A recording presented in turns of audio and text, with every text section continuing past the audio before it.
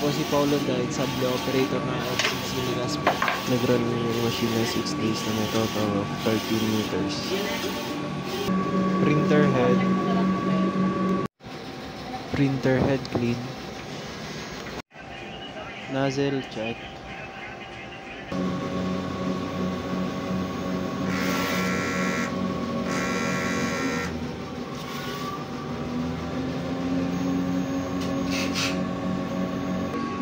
Punas ng capping at wipe after head clean.